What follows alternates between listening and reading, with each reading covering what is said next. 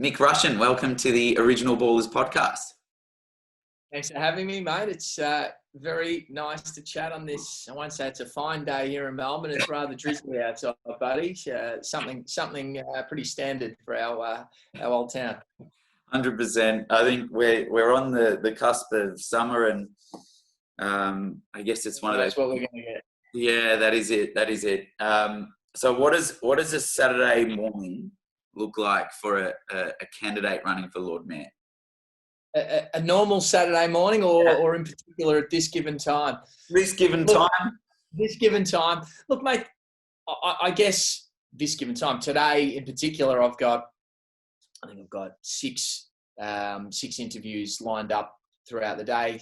Yeah. From podcasts to radio interviews to newspaper interviews to so covering all medium. So I guess that's the main difference, today. On any other given Saturday, they all start pretty similar. You wake up, kids are jumping on the bed, and the door, go for a run, and come back, have a cup of tea, and read the paper, and give the kids a cuddle, and the day begins. So how many kids? So family, obviously wife Rosalia, which I'm sure all of our audience is familiar with Rosalia. But how many children? What's a family look like? 2 kids, mate. 2 kids. Got a beautiful daughter, Willow. She'll be 7 next month. I can't believe it. I actually cannot believe it. Wow. And I've got a little boy. His name's Kingston. He's 3. Yep. And then my wife. I won't say her age. So yeah, right. Good call. Learned that the hard way. Well done. So I don't know if you know this, you probably don't, but so you started school, your schooling years, you went to Ivanhoe Grammar. I also went to Ivanhoe Grammar. Yes, yeah. Take me there. What was your upbringing like? Because I think we read about self-made a lot, and the term self-made is kind of thrown out, here and there, but I don't think it's interesting to see, obviously with your campaign running for Lord Mayor, but reading and seeing that you are self-made. Ivanhoe Grammar is a great school, but take me to your beginnings. Okay, so young ethnic boy, same as yourself, mate. A good Euro family from out in Bulleen, Templestowe, Doncaster region. So that's where we're all from. Went to a primary school called St. Clements of Rome. Mm-hmm. Very ethnic, like myself again. So fit right in well there. Very good. And then in year 7 went to Ivanhoe Grammar. Yep. And I think I enjoyed school. I made friends pretty easily, so I was always really lucky. I played a lot of sport, which was my passion growing up as a kid. I was I was an athlete. Yep. And went all the way through to becoming a professional athlete. But what sport are we talking? AFL football. AFL football. Nice. Yeah. So I was quite lucky. I did rather well in that field. But during school at Ivanhoe, the one thing that I when I look back at it, the thing that I quite liked about the school in terms of an upbringing was the people who went to the school you had kids from all the northern suburbs, where some of the kids were from very wealthy families. Some of the kids were from extremely working class families. There's a good mix. There was kids from new money. There was kids from middle class. So it was a really good mixture of society, and there was no snobbery. But there was that real. There was both ends of the spectrum, and definitely. I think that was it was a great thing, and again with my kids, I'd like them to be exposed to the same things in life. You need to be exposed to all races, all forms of wealth. High or low, all forms of society. And I think that's that's, the school my parents chose for me, I was really happy with. But outside of that, my mum and dad always surrounded me with all kinds of people as well. So I think that's been a massive thing for me growing up, is just continually being surrounded by all kinds of all walks of life. Yeah, for sure. And you're 100% right, because my experience at Ivanhoe Grammar was I actually left in year 6 and I moved in year 7.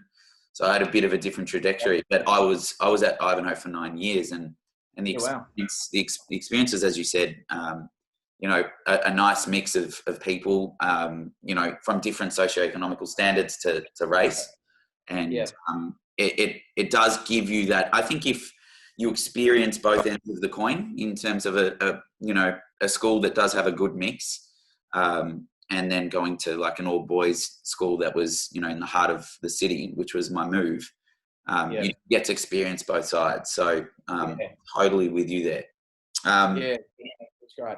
Yeah. So I guess obviously you were synonymous in the nightlife scenario with Eve back in the day. I actually played at Eve once, and I can't believe I have not crossed paths with you. But did you record it? Yeah, I should have. And to be fair, it was probably one of my first sets. So actually, you know what? I probably shouldn't have. I guess that gives you a taste of and a real familiarity with what we are struggling with at the moment. And I think this is quite unique, because before we actually go there, I'm going to ask, in terms of a Lord Mayor for Melbourne, what does that mean to you? What does that mean to a Melburnian? Because I feel as though it flies under the radar. What does it mean to me? What does it mean to a Melburnian? Look, I think that's a pretty hard question to sort of answer, because everybody has their own sort of perspective on things. Yeah. But I kind of feel as though this year's council election across the entire state are the most important that we've ever had, because I think so often the council elections, people don't really put a great deal of thought into. They receive their papers, and it's like, okay, who do I know? Don't know him, don't know him, don't know her, don't know her. Right. Okay, then. You know what I mean? And I think at the moment it's going to be so important moving forward to have the right people in all of the seats across the state. It's so in terms of importance, that I see is important. In terms of my particular seat that I'm going for the city of Melbourne, which is it's a unique seat. It's not when announcing I'm going for Lord Mayor of Melbourne, I've had some enormous support from friends and other people reach out.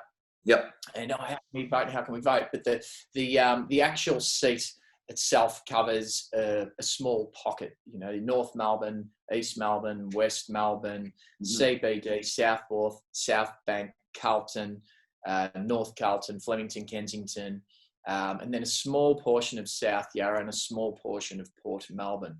So the massive reach that we do have. Unfortunately, a lot of those people aren't in that specific area, which is fine. But I think it's going to be a very important seat this time around, in particular when all of the candidates are focusing heavily on revitalising the nighttime economy. So when each of the candidates are talking about, hey, we're all focusing on revitalising, bringing back the nighttime economy, well, I keep saying there's some fantastic candidates, but if you're all talking about that, if that is everybody's angle, well, to me, it's a no-brainer. You want to be voting in the person who has the most experience in that sector. Which you definitely do. And I guess it's on life support, isn't it? Our nightlife. It's actually on life support. It is. It's devastating to see at the moment. I've had a number of chats with people and interviews with people and spoken to other business owners and residents in the city and everyone, and everyone's like, oh my God, it's like a ghost town out there when you walk down the streets of Flinders Lane, or you go down Lygon Street, or it's like a ghost town, mate. So it's sad to see. It's really sad to see. and it's unreal because I think for so long, there's a nice healthy rivalry between Sydney and Melbourne, and for a long time Melbourne seemed to be behind. I think even myself, I talk about it all the time. The growth Melbourne had for a good 5 to 7 years, where back in the day you didn't have your cafes, you didn't have your brunch spots. It was fish and chips and a milk bar. That was Melbourne. So true. And the MCG, and then we had this massive growth of nightlife, a boom of nightlife, as you know, and bars and cafes, and now that, and when we just seem to edge just a bit further away from Sydney in terms of a livable city, Melbourne was right up there, and it seems as though this pandemic, whether it's the handling of the pandemic in our state, and we'll get to that in due course. It seems to have made quite a big ditch in our economy and also our lifestyle. And I guess, how do you feel about how it's been handled? Like, what's your take? Where do you sit on this spectrum? I think everyone's so divided. I think it's been an enormous mismanagement. It's been the worst leadership I can ever recall. Like, aside from, like, don't get me wrong, there's we need to look after people's health. There's no doubt about it. So I hate this argument where people say, "Oh, we can't open the doors, or you're responsible for killing off all these people." That's not true. That's not true. We need to find the right balance. And if you look at places like New South Wales, we've done a great job at the moment. We're on pretty much par with our the numbers per day. Yet they're open and trading, and people have got control of their livelihood. Yeah. People aren't going bankrupt. People are sending their kids to school. Now we're sending our kids to school, thankfully. Yeah. But I've spoken to some doctors, some different professionals, and they're talking about they're seeing 8-year-old kids for depression and prescribing them with drugs and to for mental health issues. These kids are 8 years old. They're at the best time of their life, and they're going through this. Like, it's just an enormous mismanagement and disaster. And I think we're going to look back in so many years to come and say this is one of the greatest disasters in the history of our country, for the mental health implications, the financial implications, and with these financial implications, that's going to create further mental health issues as well later on down the lines. Because I still believe we're just the tip of the iceberg at the moment. It feels that way, doesn't it? It feels that way. All our businesses are on life support from the government with JobKeeper and whatnot, and some landlords have helped tenants with rents and everything, or they've deferred the rents, or deferral of rent. Well, that just means you're accruing more and more debt that you're going to be coming back to at a later point. And then all of a sudden your business opens and you've got to pay this money back to your landlord, and you can't sustain your business. Like, it is a monumental. I won't say the word. We're going to yeah, for sure. And I guess, look, you would not want, and we're going to say his name, you would not want Dan Andrews' job right now. Like, I think when you're watching him every morning, which it's become I'd say an unhealthy habit to watch his press conferences every morning, just hoping for something, just anything. And you're watching him and you're like, look, I would not want to front the media, answer the same questions, and basically front negative press every day. I get how difficult his task has been, and I appreciate that. But at the same time, it does feel, from someone that can see both ends of the coin, I feel as though we are working around him and he is not working around us. Mate, okay. Look, it's a difficult job for him. Of course, it's a difficult job for him. there's no doubt about it. But he's mismanaging the whole thing, and his leadership, the decisions, the ongoing decisions that he and his team make. Yeah. A continual stuff ups. Like if you're running an organization and you stuff this up, okay, all right, guys, no, trust me, from all the information I've been provided, we're on the right track. Then there's another stuff up, guys. You just got to trust me because I'm going to fix this. Then there's another stuff up. Hey, guys, come on, trust me. Then there's another stuff up. You'd be fired. Yeah. You'd be fired. Yeah. Yeah. No, and again, it's a very, very tough job for him, and I'm not saying it's not at all, and you know, but he's incompetent. Yeah, and the interesting part was there was a vote of no confidence, which obviously passed. I'm not sure how or why, but I guess it would be tumultuous bringing someone else in and swapping that over with him at the moment.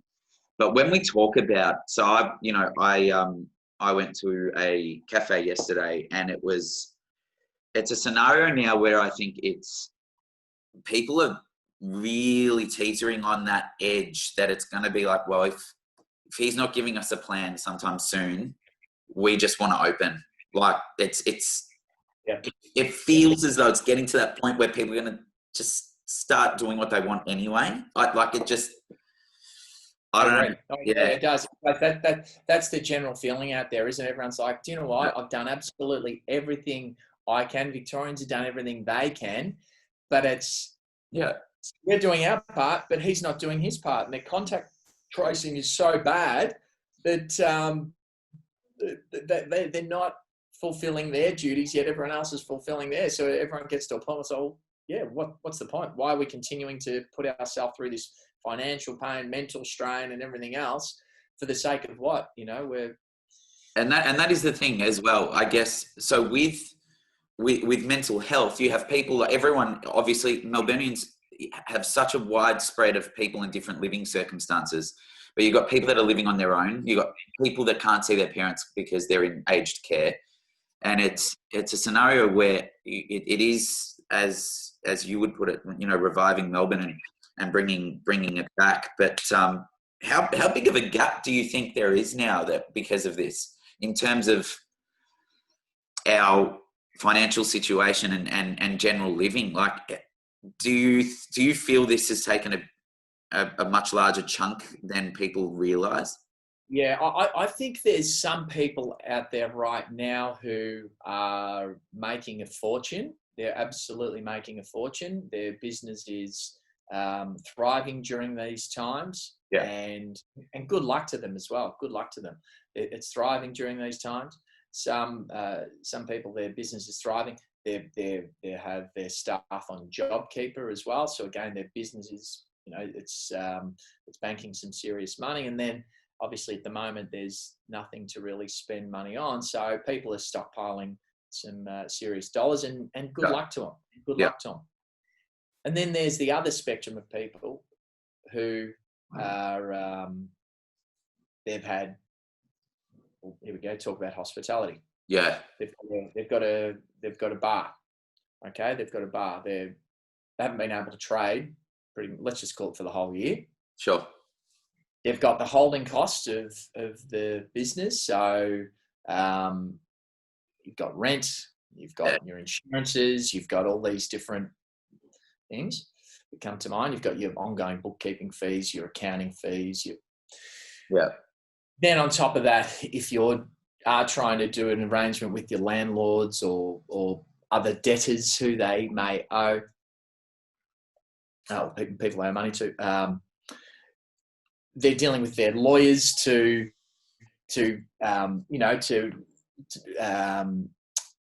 put it all into a contract. So there's further costs there. So there's ongoing costs. So zero revenue coming in, costs. Yeah. A lot of these people have debts over their business. Okay, we'll defer the loan. Okay, which is great. The banks have been great like that. They've got to pay it back when the door's open. So to go back to your question, I think there's going to become a real big gap between the wealthy and the not. Yeah, which is interesting because I feel as though in a scenario now where businesses are struggling, there doesn't seem to be any roadmap, and we keep coming back to, and we'll probably keep coming back to this throughout our chat, because as Lord Mayor, there's influence, and as a figure of yourself, you already have influence. Just looking at also your Instagram as well, so you definitely got influence. But it's a scenario where we do need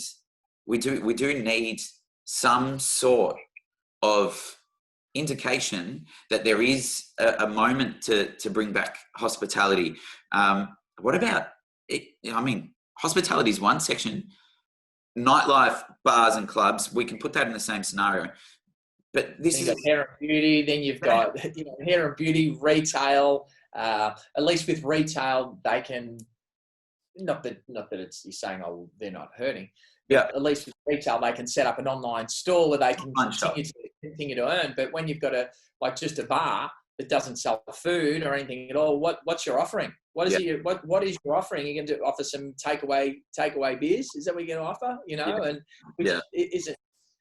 Firstly, you need a different license to be selling that. But secondly, there's just no money in it. There's a debacle. So what do you think should happen? Like, what do you think we should be working on? Like, I think we should be opening our doors in COVID stage 2.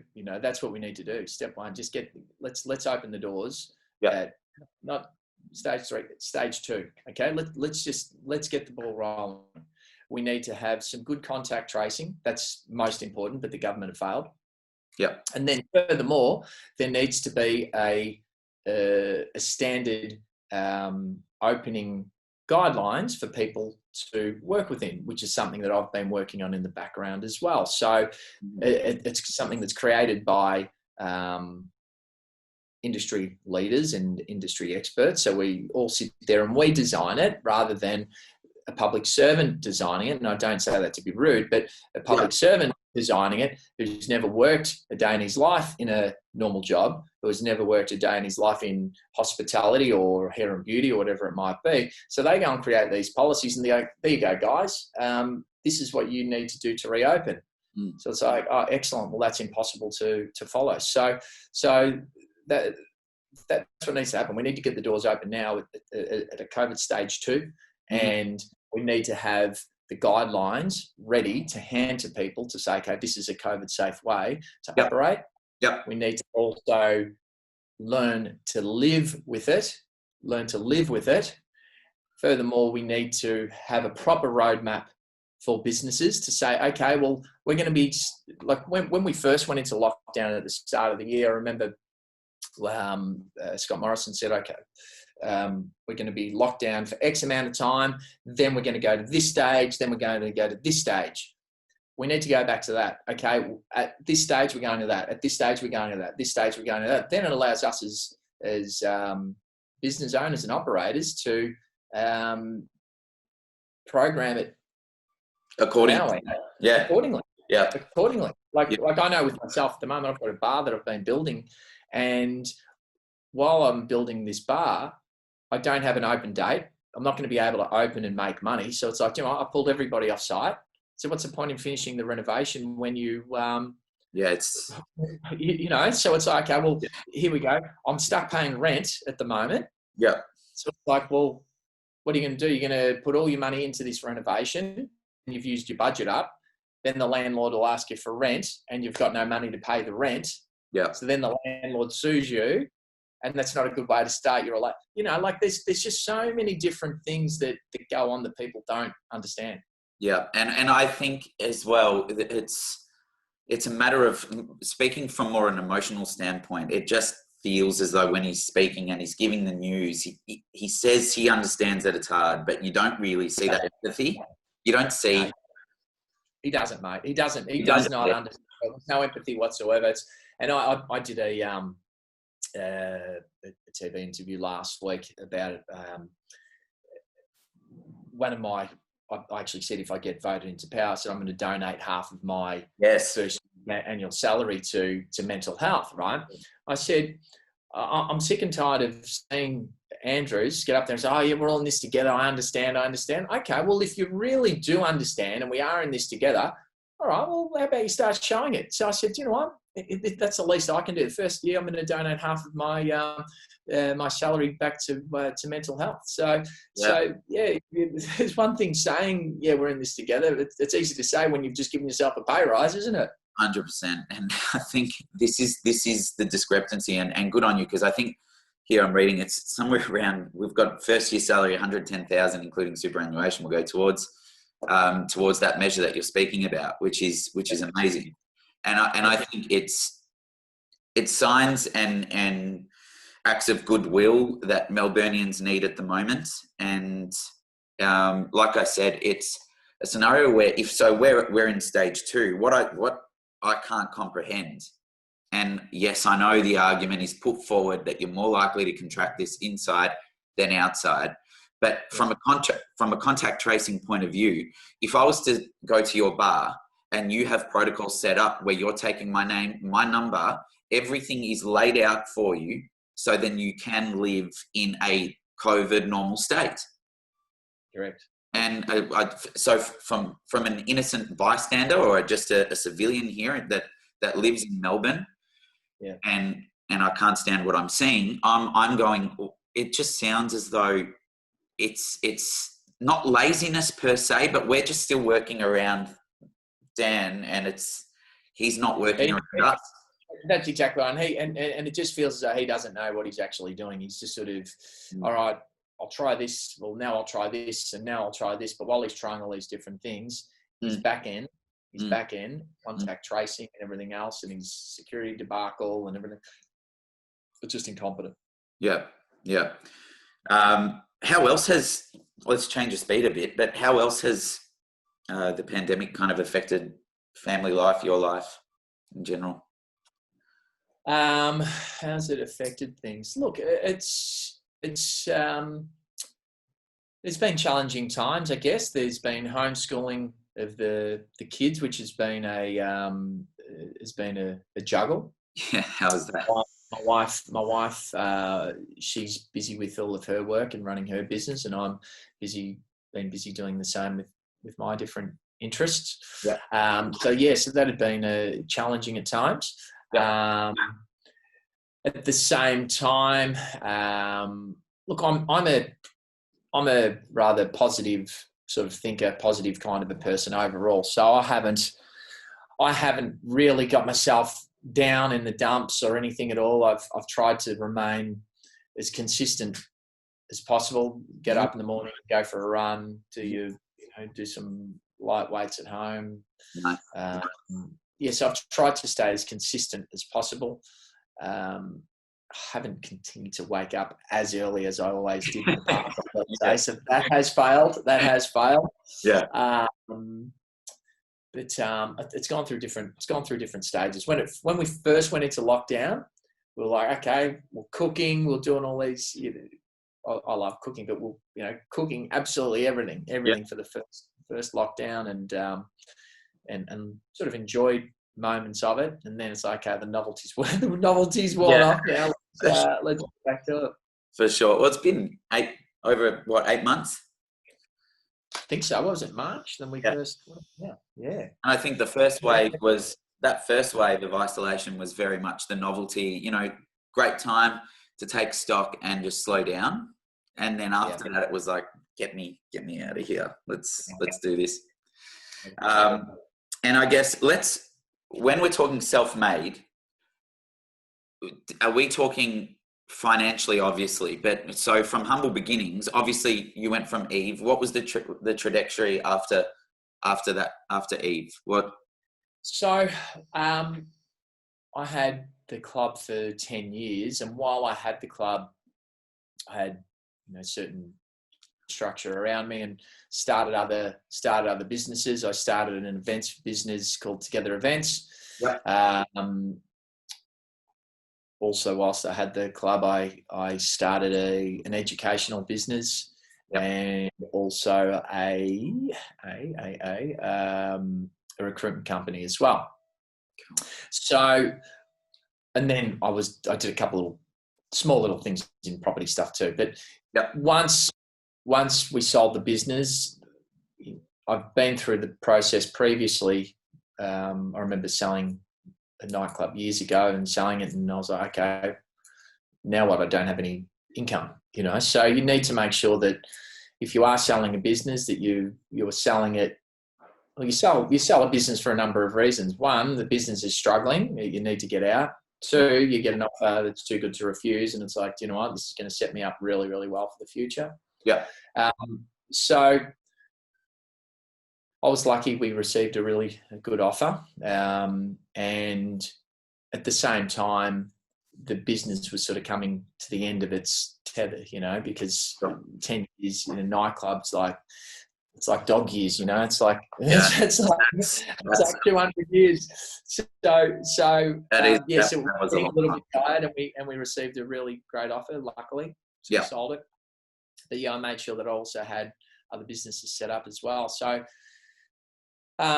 continued on the path with our events business together, which has been great. And I actually really enjoy that business more than anything. It's not, well, you're still continuing to see a lot of your friends and people and interaction socially.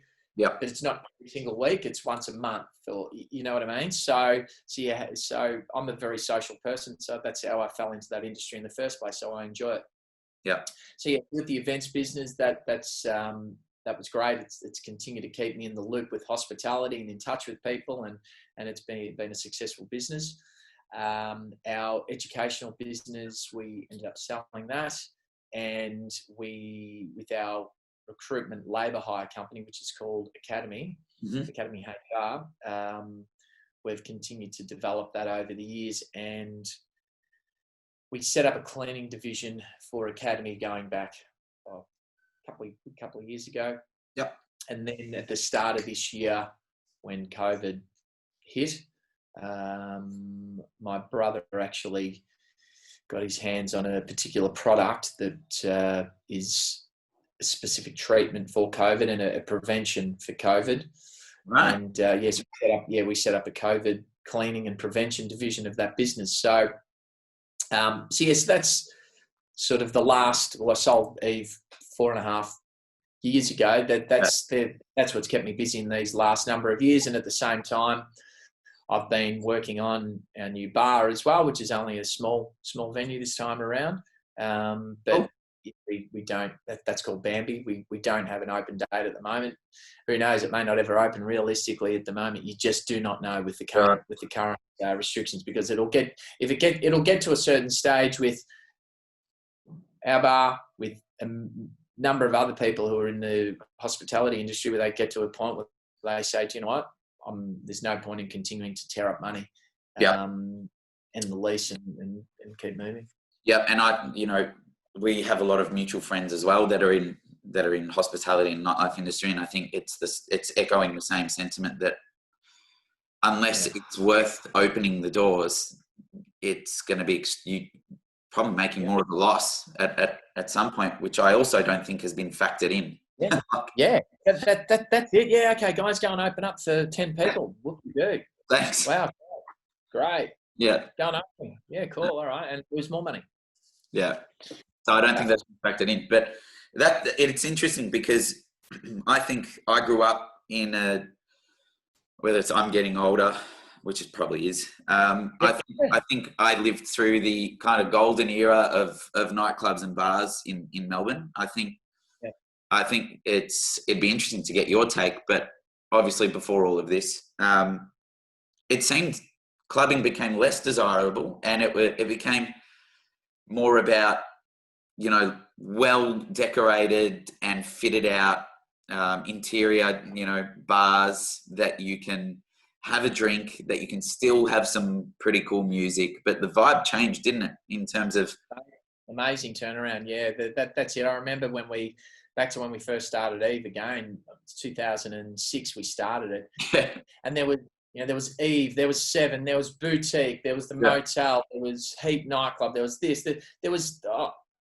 it'd be fair to say there was hundreds of nightclubs. Now there's none. Now there's none. Yes, And yeah, over the years, just one by one, they just chip another one dead, another one dead, another one dead. And yeah, I think it definitely moved to that more of a food and beverage type approach, where it's that cool sort of restaurant where you're having a bite to eat and there's some tunes playing, or a cool bar where you can have a nibble where there's some cool tunes, and then recently sort of pubs as well. So, but yeah, nightclubs, they're a thing of the past. They are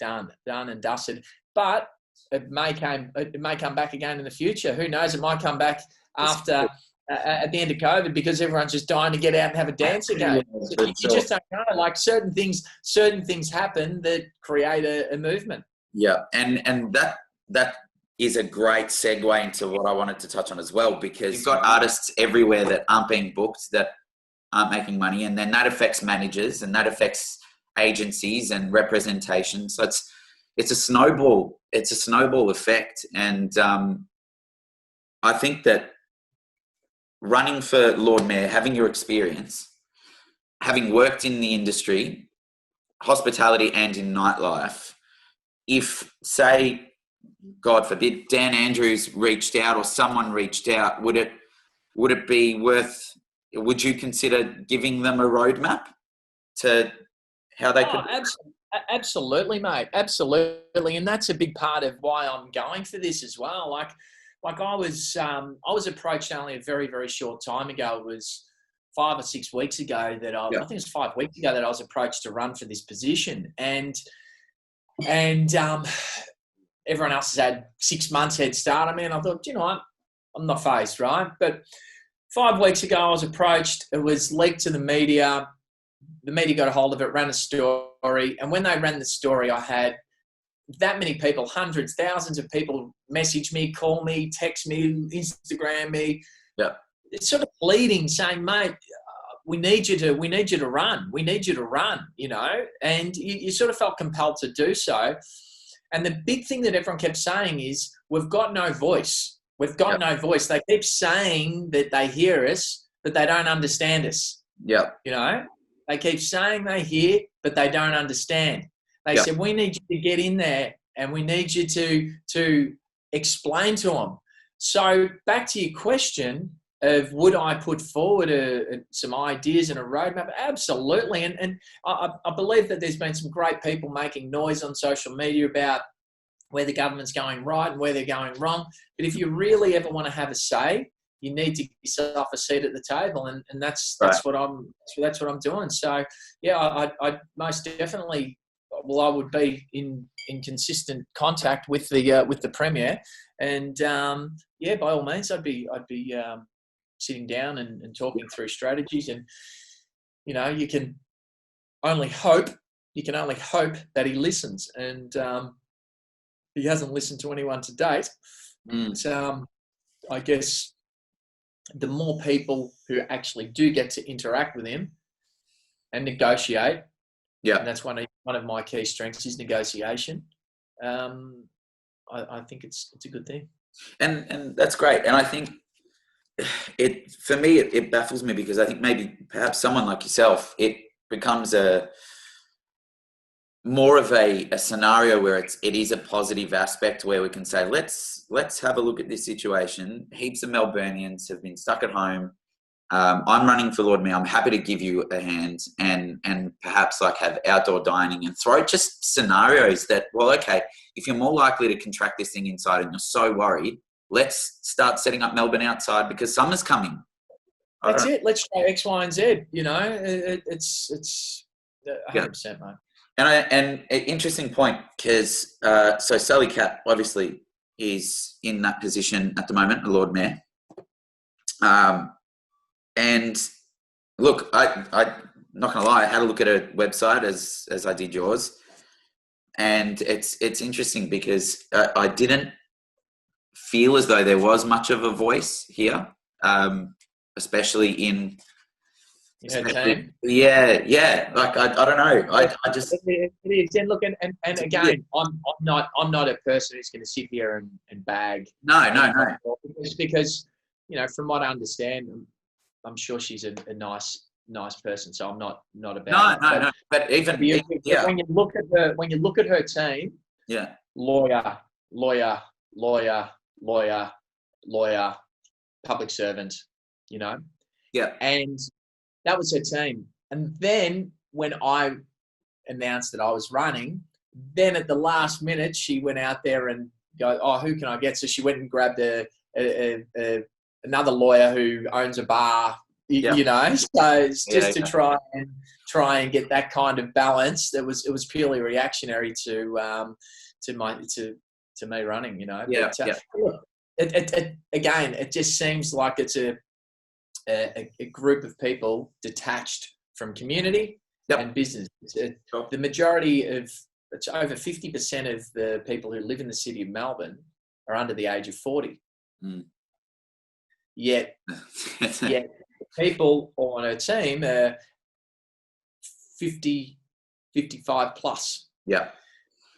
And I guess I'm just commenting on Aaron Wood, who again he's also running. And he's a good bloke, right? He's a good bloke, by the way. It does seem like a good bloke. I don't know him, he's got, I've spent 8 years working for the City of Melbourne, and the current Lord Mayor is not a strong advocate for our city. We've seen too many promises not delivered, too many ratepayers' concerns going unheard. So that's the point I wanted to get to, is that's coming from the Deputy Lord Mayor. So I don't know, being impartial and being unbiased here, we have you on the podcast for sure, but being unbiased, it does seem like right now, due to obviously the pandemic and due to maybe the opinions of people already within that office, there's room for change. There's quite a bit of angst amongst the current council and Sally. Again, I don't want to get into no, but that's not my fault. But you're right in what you're saying, that Aaron's been quite public about his thoughts on his leadership and everything, and as has a number of other people from the current council. On my team, I have one of the current council members, Philip Lee Lou. He's one of the current council members, and he's given me a full rundown of the thoughts of everybody from within. And yes, it really seems as though maybe once upon a time she was in touch with society. Maybe she was, but from all accords and from what we've seen, it just seems as though she's a little bit in the corporate boardroom, which is fine, and there's positions for corporate boardroom, but I don't believe that that's the best approach to, bringing our city back to life. Sure. And you also have shout out to Tom Core, who's also joined. Great man. Yes, he has. So when I was great man, when I was approached, my councillor. So there's and I might get a couple of details incorrect here, but I think there's about 9 different council members, and each of them have an opportunity to run for they get a ticket to run. So my council member, Philip Lee Lou, he had a ticket to run. He approached me. He said, "This is going to be your team of council members. If we get in," I looked into each of them. Great people, great experience in council, previously been involved with small business. My deputy, who was is a gentleman by the name of Michael Burge, who's received an OAM for his outstanding work in psychology and trauma. They're great, fantastic team, same beliefs as myself, good bunch of people, great at that count in council. I said, aside from that, I want to set up my own community leaders if I am going to do this. And full credit to Philip. He said, "Mate, 100%." He said, "I think it's a great idea." So what I did is I looked at who I thought were some of Melbourne's best leaders in community and young business minds as well. And Tom Core was definitely one of them who popped to mind straight away. young bloke, well respected, in touch with community, in touch with many of the residents of the city of Melbourne, a lot of the younger ones as well, which I want to, I've got a great reach of people, but I want to have key leaders in different pockets.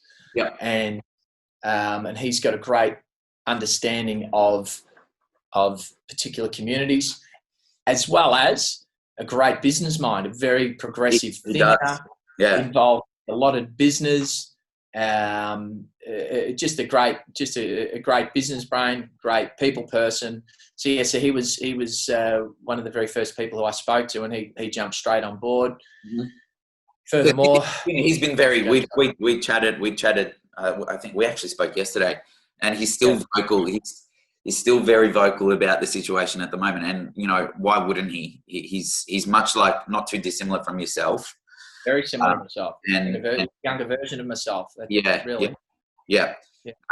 So yeah, he does have a fantastic business brain for sure. And I think the approach that you are taking, again, I'm not biased here for any candidate, but the approach you are taking, it seems to hit a lot of respective and various layers of Melbourne's community, which is why I think Sally's and Aaron's is just a bit different. It's not layered. I'd say like approach. Yeah. It's a different approach. That's it again. You look at my team, so you got someone like Tom. Yeah. Then, without going through every single person, then you've got someone like Joey Scandizo, who's the number one most respected hairdresser in the country, super successful, self-made business person. You should actually have a chat to him, get him on this show as well. He's another good ethnic boy like us, mate. He's doing well for himself, but a good bloke, respected by people, in touch with community, good business brain. Then someone like Michael Ramsey, who again, he's set up a successful self-made business person. He's set up different gym franchises. He was really hands-on in helping roll out F45 when it first came to Melbourne. Oh, wow. Cool. Then I've got like Majak Dor, who's part of the team, former AFL player, who's a great role model to the Sudanese community, especially around that North Melbourne, Kensington area, where I don't necessarily have as much of a contact there. You need to make sure you've got the very best people, most respected people, in touch with each of the communities. Yeah. And that's the only way you're ever going to be able to give them what they want, is by getting the feedback from them. And you're going to get the feedback from them by having their leader in their community who they look up to in touch with them. Engage. That's very good. Who do you follow in the footy, by the way? A good Italian boy always breaks for Carlton, mate, doesn't he? I'm a little ashamed to say that at the moment. It hasn't been a great decade for us. But who are you? Who do you vote for? I'm a Pies man, so it's been yes. Come this time of the year. My mum's Collingwood and my daughter's Collingwood. No way. But my son, my dad, my brother, and my niece and nephew, they're all Carlton. So unbelievable. We've got that similar setup in my house as well. So dad's Collingwood, my brother's Collingwood, but my mum's Carlton. So look, I think safe to say we've both got. It'll be an interesting year for both our clubs next year, for sure. And I think that's what I miss the most when people are. And I know it's a first world issue. I get it, totally get it. But when people go, what is one thing that you want that you haven't had this year? And that was, and it's going to sound terrible, but it's just true. Having a beer at the football and watching the game. That's. And it killed me watching this interstate. It was. Yeah, no, I get it. Everyone has certain things that just become part of their life. And, you're not the only one to say that, mate. Yeah. Unbelievable. But I guess if there was, one kind of message that you wanted to kind of convey to Melburnians at the moment. What would that center around? What would that sound like? Everyone just needs to try and remain as positive as they can. Yeah. I think that's what everyone needs to try and do. I know it's very, very difficult to stay positive at the moment with the tough year that we've all had, but I think everyone just has to try to remain as positive as they can. Yep. They need to, put their arm around the people who are close to them and be there to support them with their mental health. I think that's the number one issue for everyone right now is mental health. Yep. And one of our key policies I've spoken about before is all around mental health. And you just really need to get around the people close to you, check up on the people close to you, and stay as positive as you possibly can. And I know it can be tough. And we will eventually get through it. When, we don't know, but we will all get through it. And, keep punching. That sounds like a good message to me. Nick Russian, thank you for coming on to the Original Ballers podcast. Thank you. It's been a pleasure, and all the best, and we will hopefully speak soon. Good on you, mate. Appreciate you having me, and as I said, keep punching, mate. We'll look forward to having a beer once we get out of the current mess, mate. So thanks for having me. Definitely, my good sir. Take it easy.